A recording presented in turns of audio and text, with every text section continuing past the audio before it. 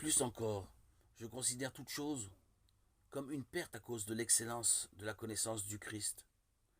Jésus mon Seigneur, à cause de qui j'ai fait la perte de toutes, et je les estime comme des ordures afin que je gagne Christ.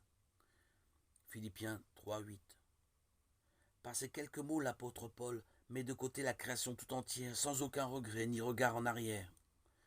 Dans la connaissance du Christ, il y a une excellence suprême, infiniment supérieure à tout ce que l'expérience la plus élevée sur terre pourrait fournir.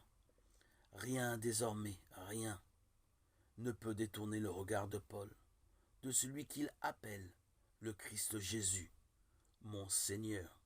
Pour Christ, il avait accepté la perte de toute chose. Il n'avait pas seulement renoncé à certains avantages par reconnaissance pour ce que le Seigneur avait fait pour lui. La personne bénie de Christ, maintenant glorifiée à la droite de Dieu, avait tellement captivé son cœur qu'il pouvait délibérément et complètement estimer toutes choses comme des ordures afin de gagner Christ.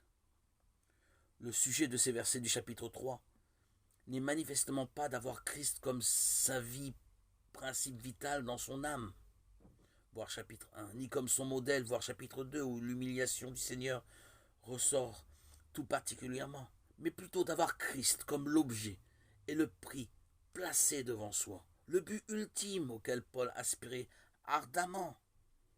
Ce souhait ne sera jamais, bien sûr, complètement réalisé sur la terre, mais seulement dans la gloire où Christ, l'objet d'une telle espérance, est assis à la droite de Dieu.